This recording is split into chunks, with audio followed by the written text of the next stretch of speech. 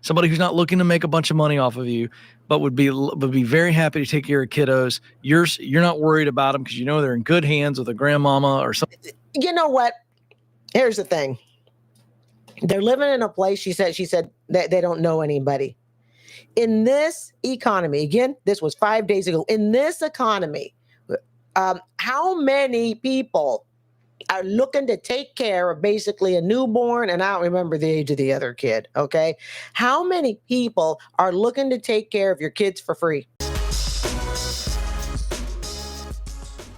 Thank you so much for joining me. We're going to listen to a Dave Ramsey episode that just ran 5 days ago, and it's called He's Terrible at His Job. So let's listen to this together. Let's hit it.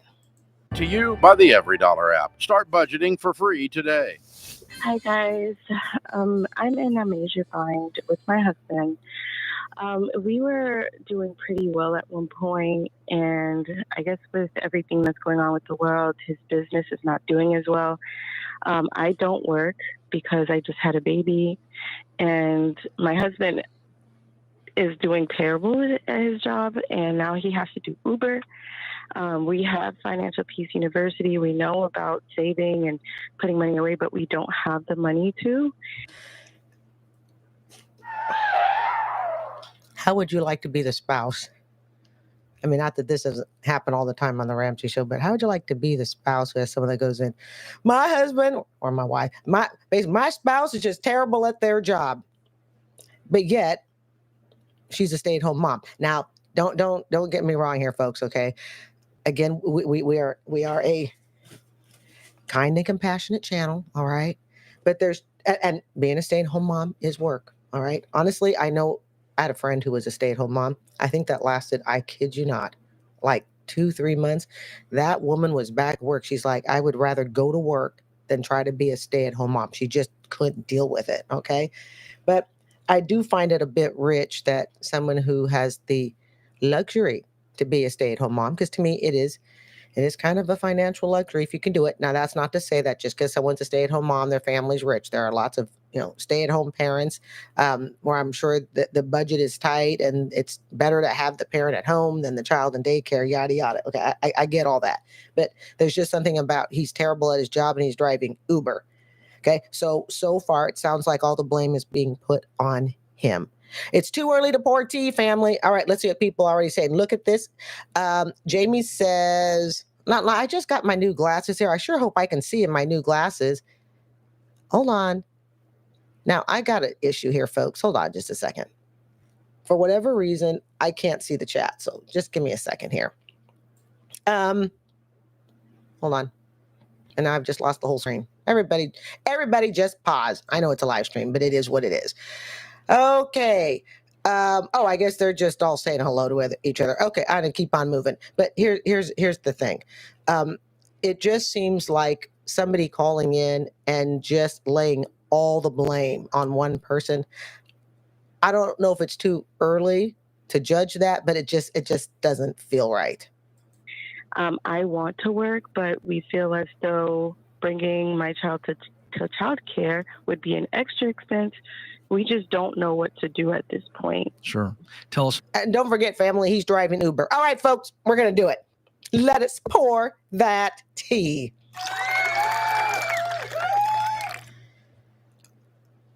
All right, now here's the thing. Why is it that Uber seems to be what everybody goes to? But I think this is just my thoughts, okay? Uber is actually expensive, in my opinion. If I had to take little Crimson, my Toyota Corolla Hybrid, and start driving Crimson on Uber, I got to count for gas, mileage, wear and tear in the car, the business insurance. I sometimes wonder if people really, really look at the cost of Ubering, or if they're just simply going to, they look at what they make on a check before they take the deductions. It is something to consider. About what do you mean when you say he's not doing well at his job? Does he own his own business? Yes, he used to be a property acquisition. He used to do property acquisition. He worked in real estate. He sold and bought land, and he was doing very well. At one point, he was doing about $200K or so a month, a year. but now I guess no one wants to buy. I'm not really sure how that works, but no one's really buying anything, and he's just hasn't closed. He only closed one deal this year, and I think April. All right, before she goes on, first off, Jeremy, welcome to the chat, my love. Once again, family, once again, self-employment. Look, I don't want to sound like you're on the channel that just hates self-employed people. I am telling you, this is a reoccurring incidence with self-employment. It's why I want absolutely nothing to do with it. Absolutely nothing. It just seems over and over. Now, and again, I've been married, all right, to someone who was self-employed. I've dated in my early 20s, all right, somebody who was self-employed. Over and over, it financially seems like such a hopeless cause. And I say it's because it's a hobby. Just because a hobby makes money, just because it hides under the title of self-employment, doesn't actually mean it's profitable. And that's where the problem is. Okay, let's see what's going on in the chat. You guys, I'm having an issue, and I don't think it's my glasses, all right? I'm having an issue seeing the chat, like it all of a sudden got really, really tiny. So everybody just hold on a second, and let me see if I can make the chat. Oh, I know why I can't see the chat. You know what I just realized, family? I've had the chat on 60% viewing, which is part of the reason I haven't been able to see the chat. And I just realized I could blow it up. Oh my goodness. Oh my goodness. All right. Hey, it's a learning curve. Okay. I can now completely see the chat. Combined with my bifocals, I'm good. Okay. Let's see here. Yes, Jamie, here we go again. Here we go again. Oh my goodness.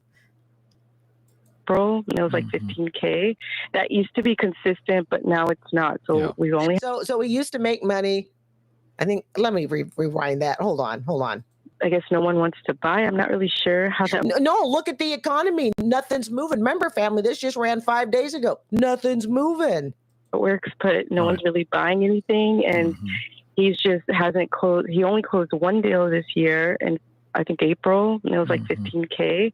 That used to be consistent, but now it's not. So we've only had one closing, and it's just been really, really bad for us. And look what's happening with the realtor market. Now, again, I'm not a realtor, so I really can't comment much about it, but something to do with all this real estate stuff and business that's going on, okay? And commissions and how they're agent commissions. I don't know if it has anything to do with this or not, but the bottom line is, folks, you need to realize that self-employment, so many people go into self-employment thinking it's the easy answer to not having job accountability or a boss and all of that stuff. And you really got to realize it is 10 times harder. Talk to anybody who has truly, truly tried self-employment, whether they succeeded at it, like such as Mr. Ramsey, or whether or not they failed. I actually go to bed at night. I know this sounds probably like an unchristian thing to say. Look, I go to bed at night many times, and after listening to these calls dealing with the self-employment, and I say to myself, thank you, Jesus, I'm not with someone who's self-employed. I know. And again, this is not all self-employed people. Self-employed people who have the ability to actually determine what their actual take-home profit is. Is it actually contributing to the household, whether it's it's their own income, a family, a household of one, or if it's a household of many, okay, spouse, kids, and all that. It is my experience. I'm just going on my experience. It is my experience that most self-employed people do not have the ability to really assess their finances and go, you know what? I'm really not making money.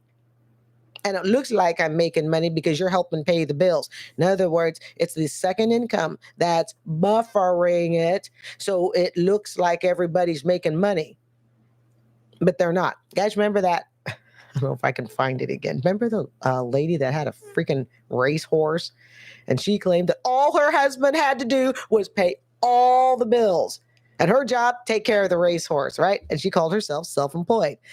Jamie writes, the housing market is horrible right now. I have friends who are realtors, and it's difficult for them to sell properties. Yeah, and you know what? Everybody I know, it seems like everybody I know becomes a realtor at some point in their life. I don't know what the deal is. It just seems like that. Well, he's got some experience in real estate, correct? Yes. Yeah. In sales. In sales too. I just would, if he was on the phone, the first thing I'd say to him is listen, man, the economy and demand can change. Something has happened there, but and I honor him, Natalie, for jumping in the car and driving Uber. But If they are this far behind, Uber ain't gonna help. it's just a horrible exchange for money for his time when he's got so much transferable experience and skill. And I think he's got to be looking at high paying sales jobs, or at least jobs that have high levels of commission. He just has so much more to offer both of you in his ability to earn money, and Uber is not it. Now they have a kid, so he's supposed to on Uber support himself, wife, kid, or two. I don't know how many kids they have. Okay. I mean, if you really get down to it, don't worry. MJ just jumped into the chat. MJ, we just started a few minutes ago. Okay. If you really think about it, Uber, in my opinion, is not designed to support a family of three. Remember, she's a stay-at-home mom. She may have to change. And let's not forget, family, let's not forget, over at the beginning, okay, for those of you who just jumped in, she said at the beginning that basically, quote, my husband is lousy at his job. Jamie, if you're in the house, correct me if I'm wrong on that, okay? I think that was about what was said. My husband is lousy at his job. Well, I'm sure that makes him feel real good, right? The going gets tough. She wants to stay at home to take care of the kids. And again, I'm not saying that's not an honest day's work, okay? But again, I really think being a stay-at-home mom, it is, to some extent, a financial luxury. It's work, yes. I'd actually rather go to work than probably be a stay-at-home mom. That's really just, I'm not made for that. But for her to basically insult her husband and say, well, he's lousy at his job. Matter of fact, what's the title of this video? Okay, he's terrible at his job. That was her words, the wife's words. So I wonder how crappy he feels when he goes to work every day Ubering, knowing that his wife thinks, he's terrible at his job. And darn well, a woman like this, she'll make sure he knows. Maybe she won't say it directly, hey, hubby, you suck. But I can tell you indirectly, a woman like this, yeah. Maybe if he sucks at his job, then they should trade positions. Because I've known people where the father stayed at home, the husband stayed at home, and the mother went to work. So if she thinks he sucks, then maybe they should trade positions. Just a thought. Tam, I think Tam is new to the chat. Welcome, Tam. Tam writes, so he doesn't have any other skills. Well, we're thinking he might have sales or something. He should look into sales or business development. Ah, there you go, Tam. I like that. I think he needs to become a W-2 employee, but not for Uber. People remember this. Uber, Lyft, these fly-by-night pizza delivery jobs, to me, they are meant to supplement an income. Okay? You're short $500. It's not meant to support an entire family. So the first thing is you guys have an income issue, not a budget problem. And if they ain't careful, they're going to have a money issue too. Excuse me, a marriage issue. I meant to say a marriage issue, not a money issue. Because you're down to one income and it's a very small income, correct? Right. And we have a high debt too. We have like $460,000 in debt.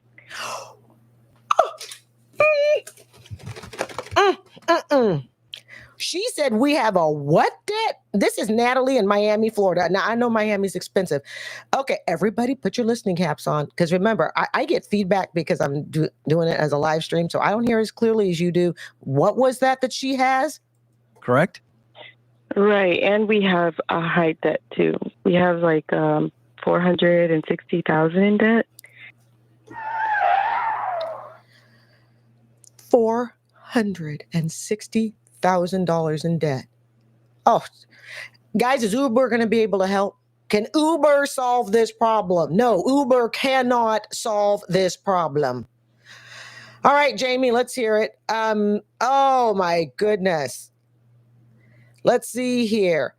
Jamie writes, she said that, I believe she said that she just had a baby. Her body is healing. However, she should look for other work. Yeah, she needs to go to work, Jamie. He needs to find a job in sales if he's good at. No, I thought she said, are you sure they said $60,000 in debt, not 460? I'll trust you on that. Like I said, my Jeremy, did you hear 60 or 460? Everybody put in the chat what they thought they heard. One more time. Hey, sometimes you guys, we have to do it. I thought I heard. Okay, Jamie. Okay, phew. Okay, Jamie, because I know my earphones. I know they're not my kitty phones, so I'm missing a little there. Okay, 460. Family, that is $500,000. Hey, let's just round it up. Okay, that is $500,000 in debt.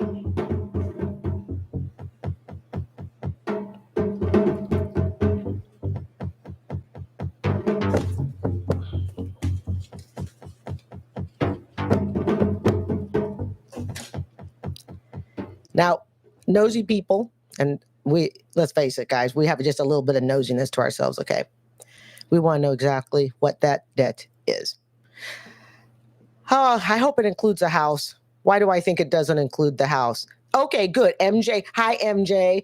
Heard 460. Jeremy. Okay, everybody heard 460. Tam heard 460. Okay, good. All right. 460. Family, let's just call it $500,000. We'll just say it's a cool $500,000 in debt. Small income, correct? Right. And we have a high debt too. We have like 460,000 in debt. What kind of debt is that? So, credit cards. We have our home. We have a HELOC. Credit cards, home, HELOC. Where is my money buzzer? Hold on. I don't know where my money buzzer is. Credit cards, home, HELOC. How much of the 460 is your home? 217,000. Okay, somebody do the math for me. What's 460 subtract 217? 460. Guys, know I'm bad at math. Okay, 217. This is how I do math in my head. Okay, 217.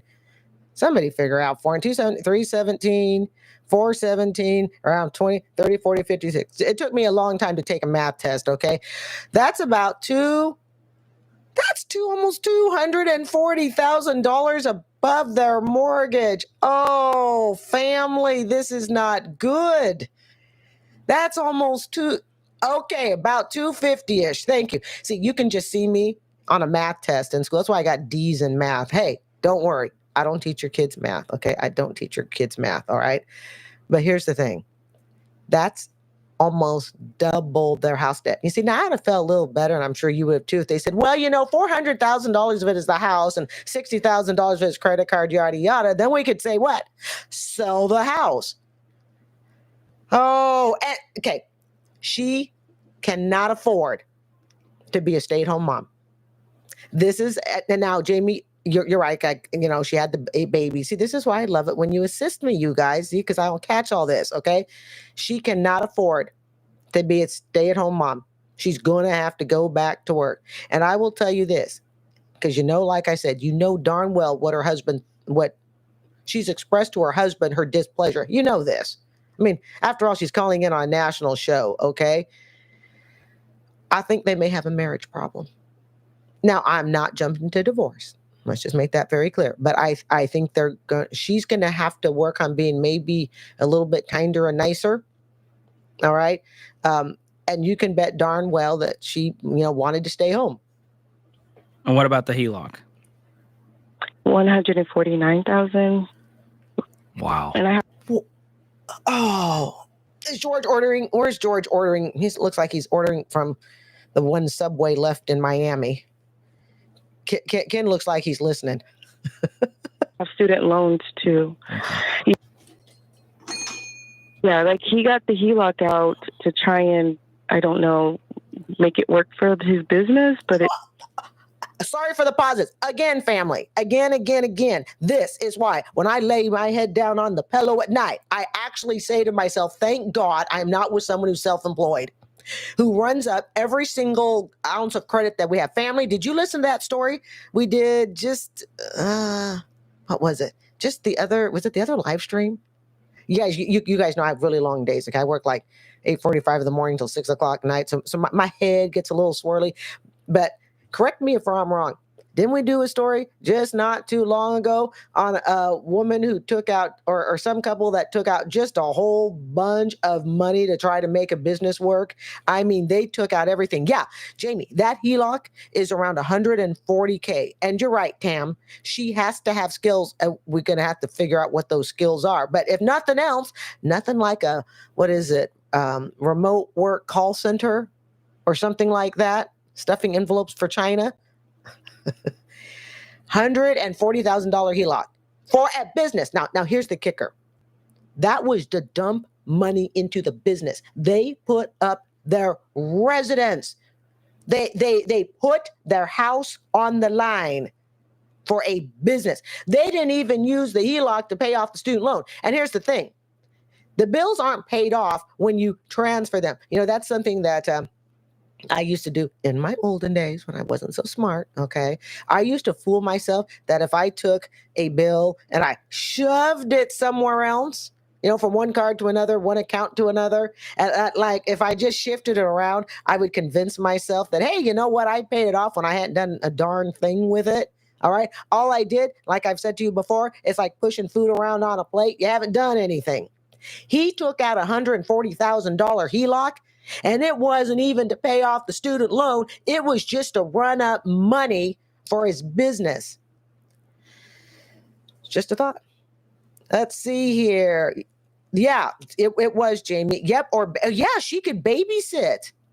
Jamie was saying the wife, Natalie, who's calling in, the wife from Miami, she could babysit. Yeah, she absolutely could. It failed.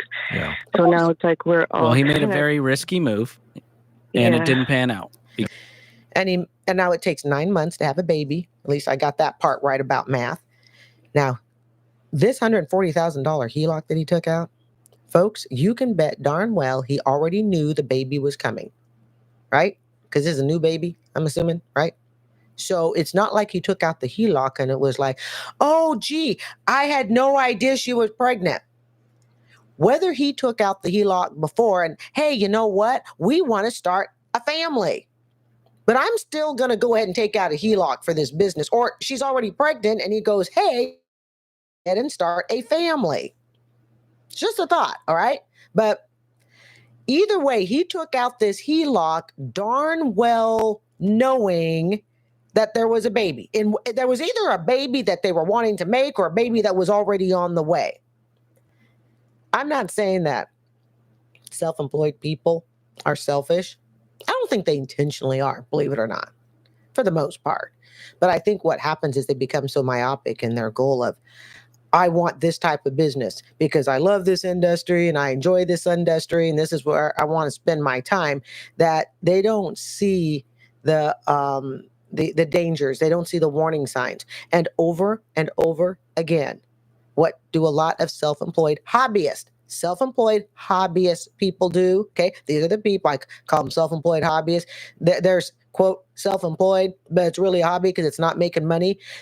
Just like an addict, they will run up everything possible to make their business work. They will take the credit cards here. They will take the HELOC. They will owe everybody under the sun.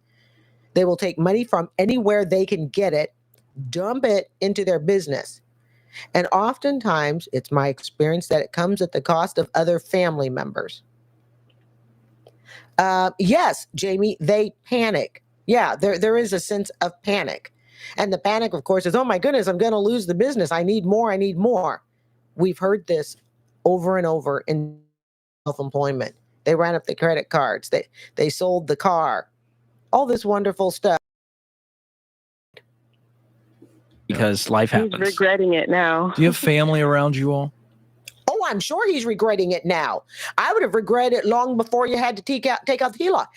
So now he's got a wife, a baby, and a house that they could lose.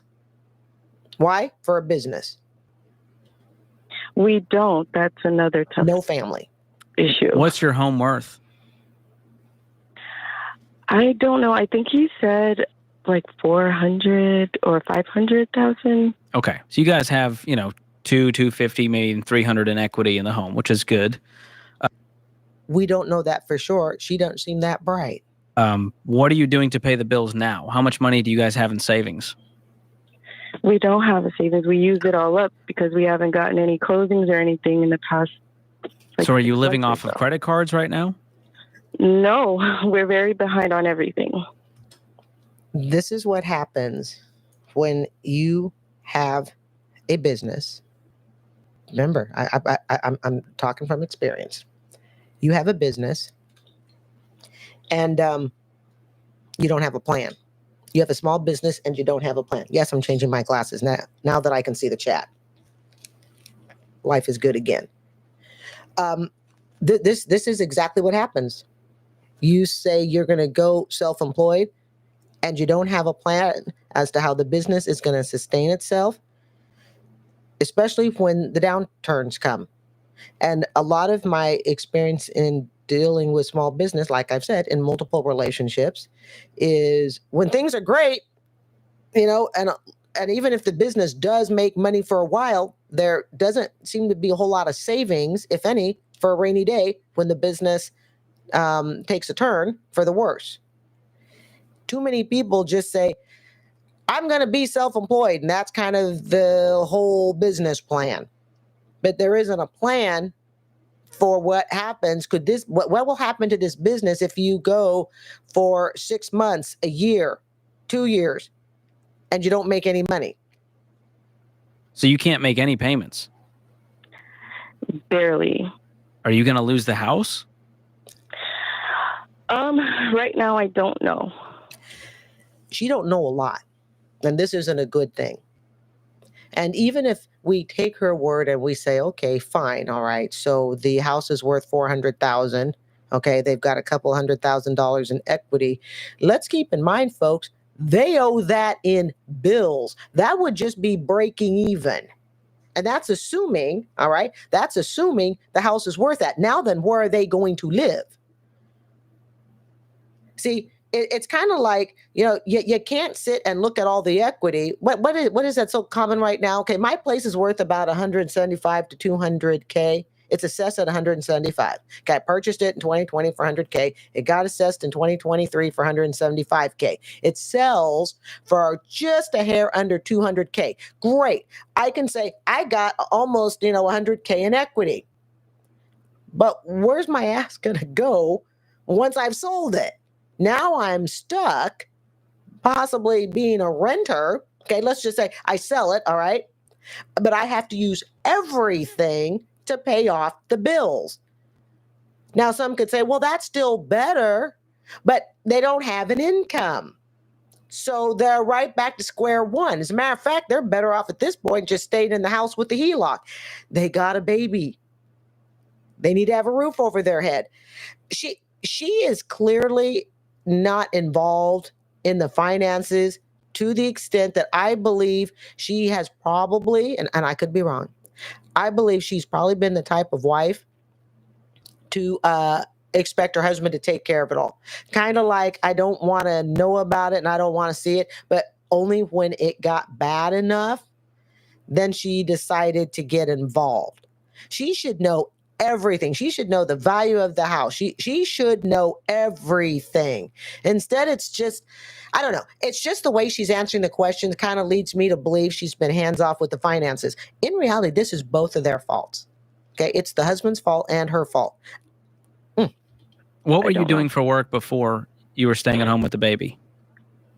I was an underwriter. I was a full-time underwriter.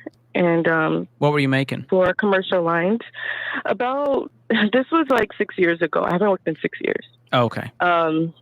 But back then I was making about. So you were home before you guys even had kids? How much did she make? You didn't let her answer. Yeah, after my first child, he just said, stay home, Okay, so you have your second. Yeah. Okay. He didn't let her answer. Okay, but I can tell you this: I worked in underwriting, all right, insurance. I worked for an underwriter as an assistant. I worked for a major company. Okay. A couple of big companies because I've been in insurance for like 7 years. Depending upon where the underwriting job is at, I'm going to guess, I'm just going to take a shot in today's day and age. It probably pays about what a teacher pays, probably around 50, 60, maybe 70 if you've got experience, yada, yada. All right. It's one of those jobs that really depends upon where you live. That's going to have a lot to determine the pay, but I'm going to shoot that underwriting in general is about teacher pay range. Jamie says, wow, they need to get on the same page. Yeah. Jamie also says, what is the cost of living in Miami? Well, all I know, Jamie, is Miami is I think it is the most expensive city, not surprising, in Florida. It is ridiculously expensive to live in Miami. Yeah. Okay. I'm okay, George, I'm going to give it over to you, but I got to jump in really quickly here. Natalie, you're going to have to get very innovative and creative with childcare. I agree. It's not a daycare because that's going to end up eating up a lot of the money, if not most of what you would go earn. But you guys need to get involved in a church. You need to get involved in you neighbors. You got to talk to anybody and everybody, say, is there a grandmother that's looking to make a little bit of extra cash? She needs to work. Because you are going to have to get back to work. That applause was like taking candy from a baby. We all knew the answer.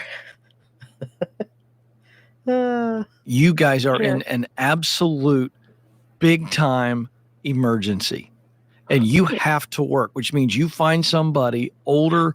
My wife and I did this, is why I'm giving you an example. Somebody who's not looking to make a bunch of money off of you, but would be very happy to take care of kiddos. You're not worried about them because they're in good hands with a grandmama or something. You know what? Here's the thing. They're living in a place, she said that they don't know anybody. In this economy, again, this was 5 days ago. In this economy, how many people are looking to take care of basically a newborn, and I don't remember the age of the other kid, okay? How many people are looking to take care of your kids for free? I mean, I'm not trying to sound cruel, all right? But it's so easy to say, well, just go find somebody. Where are you going to start? You got the seniors who are working at Walmart and Target as cashiers and door greeters. All right. You got the poor Gen Xs like me who are, and I'm blessed that I'm not in this situation. Okay. But you have Gen Xers who literally are taking care of their parents, either because they didn't save for their own retirement or medical and whatnot. All right. You got the millennials who are just pulling their hair out, trying to take care of their own student loans, and Gen Z's just still waking up. All right. And the alphas are still in school, like K through 12 almost. But who are you going to call on? It's so easy to just sit and say, well, just go find somebody who wants to do that. And then you think you're going to get top-notch care. I wanted you to, I know it sounds kind of crazy, but isn't Ken the same guy who told that lady to go to work at 80 years old? Like, just go find a job. Basically, and we do respect Ken, okay? But basically, Ken is saying, look, go find someone who will take care of your two kids for rock bottom cheap, for basically nothing. But they're going to give them all the love and joy and care, and you're never going to worry about them. That's not going to happen. That ain't going to happen. You're going to get to some extent what you pay for. Oh, my goodness. Let's see here. Jamie says they could work different shifts. Jamie, I think that is a wonderful idea. But I suspect that she is going to have a lot of pushback about having to go back to work. See, I know it seems maybe a little presumptuous of me. I kind of get the impression this is the type of woman who can call in and complain about what her husband is doing, but she herself isn't exactly looking to solve the problem. Have we heard her once, family, say, Ken and George, because they're the two hosts, I think I need to, really, really get down, and I need to go get a job, and I need to find a way to get an income. And my husband, he's working so hard. And I know right now, he doesn't feel like, he's the man of the house, and I really want to put him up there on that pedestal. No, it is not sexist because a woman wants to allow her man to take charge of a household. Okay, it's not. I'm not quite the feminist that, maybe. Well, I don't think my parents ever thought I was really a feminist, but I got that side of me that says there's nothing wrong. Okay, let the man be the head of the house. You as a woman, you can still work and all of that stuff. Okay, doesn't mean you're weak. It doesn't mean, oh my God, you got no self-esteem. Okay, but allow the man to lead. Okay, but hey, that's just my thought. Okay, but here's the thing: I haven't heard her take any accountability for the situation and how she's going to solve it. Thank you, Jamie. I appreciate that. Okay, I've heard her take no accountability. But I did hear her at the very beginning of this call start off and say, he's basically terrible. He sucks. Well, what about you? Not you in the audience, but Natalie. What about you, Natalie? Do you suck? Are you terrible at your job? Could you imagine your husband going to work and going, man, all he has to do is take care of the 2 kids and she sucks at that. That's why I'm saying if they're not careful, this is going to become a marriage crisis. And I can pretty much assure you, if the house winds up getting foreclosed on, because this is the type of situation that is just one missed payment away, all right, from foreclosure. And the fact that they have their HELOC isn't, I could be wrong. Isn't a HELOC something that can also be, I don't know the technicals, family, okay, so forgive me. Isn't it something that they call it, it can be called, like it can be told to be paid right away? I don't have the technicals on this, so please forgive me, okay? But I believe a HELOC, I think they can call it. Forgive me if I sound kind of stupid about this. Hey, you know me, if I don't know it, I don't know it. So technically, they have a loan that the bank, if I'm correct, on a HELOC can say, we want it now. Well, what happens if the bank starts to figure out that there's no money coming in, and then the bank goes, we want it all right now?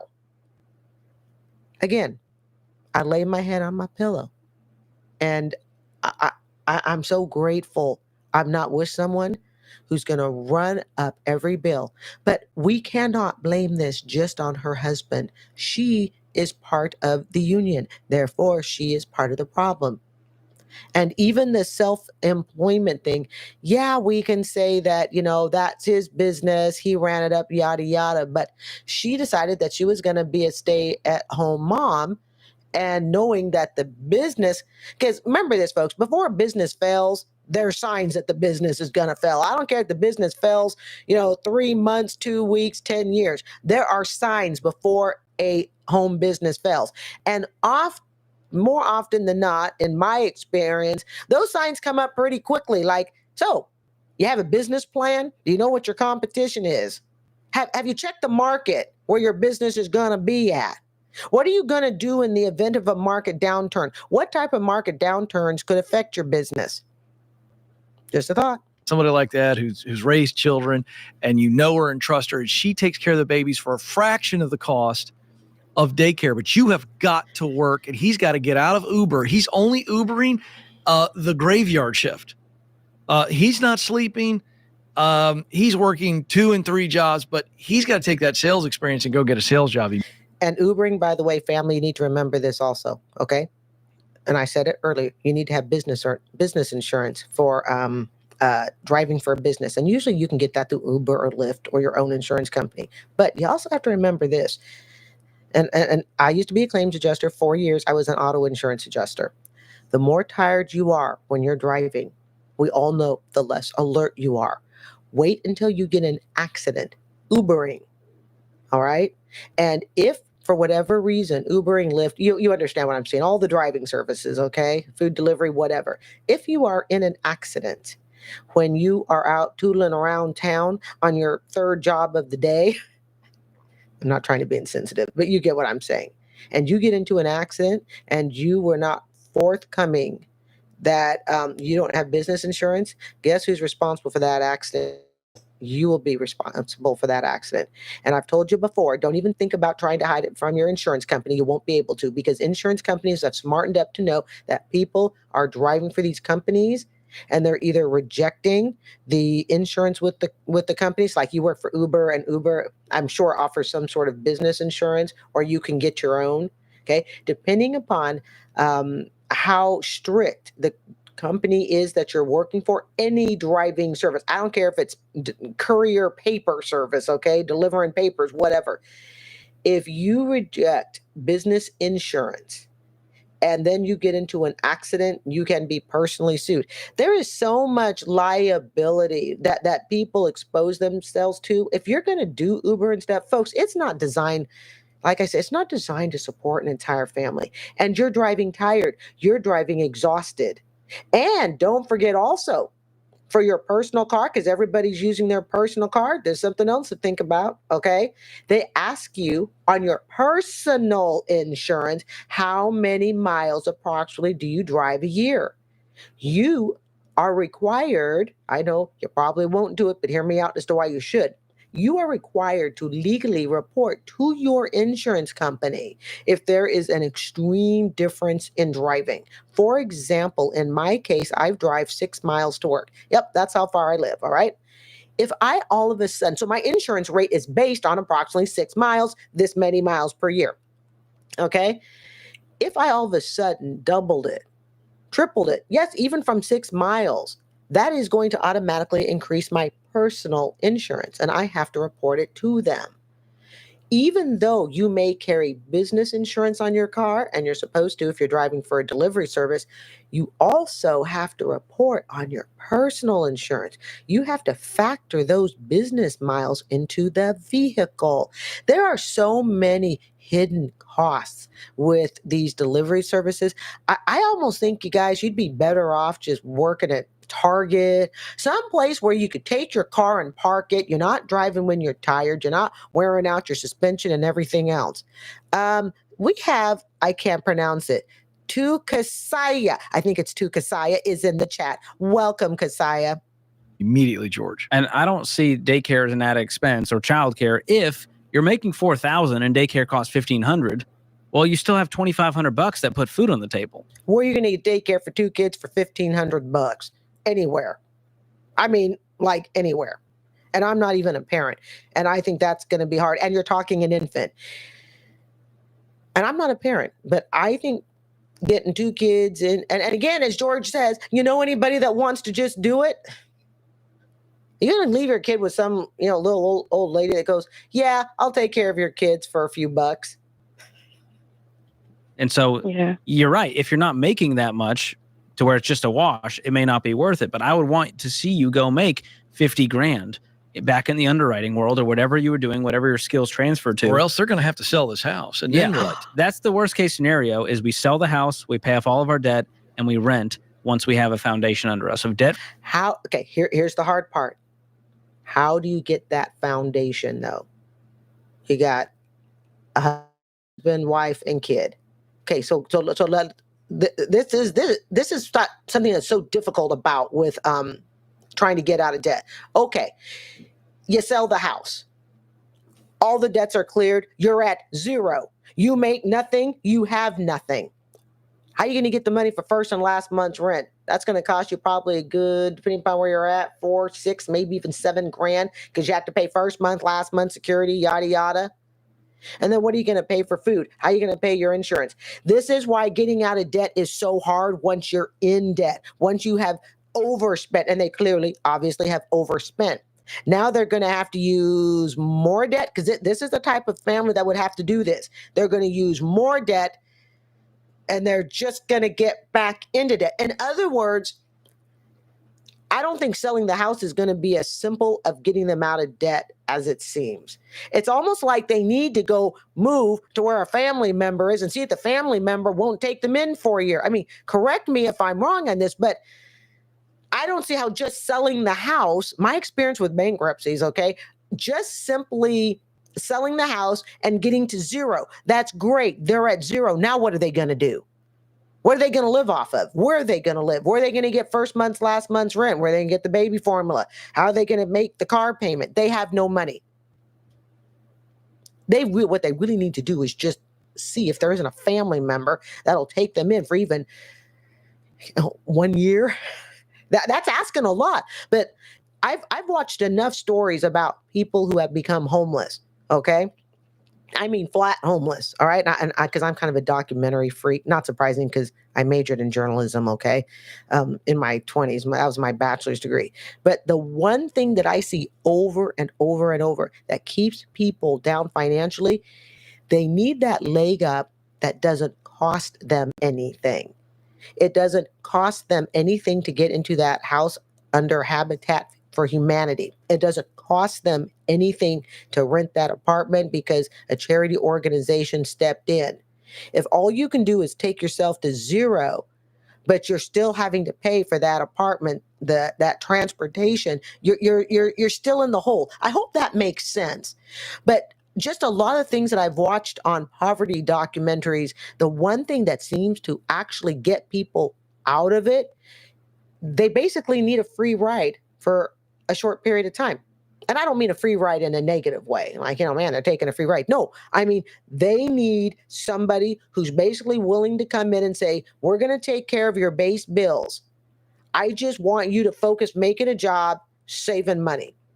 I've already told myself, none of my siblings, and fortunately, I have very, capable and independent siblings. But if it ever came to it, and my sibling had to live with me, or if I'm married and a relative to someone I'm married to, say a child, it better be a really close relative. I don't want to be, well, it's my great, 3 cousins removed and we've never seen each other except for on TikTok and Facebook. Okay. But like if I'm married to someone and their child, their adult child were on the verge of becoming homeless, guess what? They're going to live with us and we will pay the bills.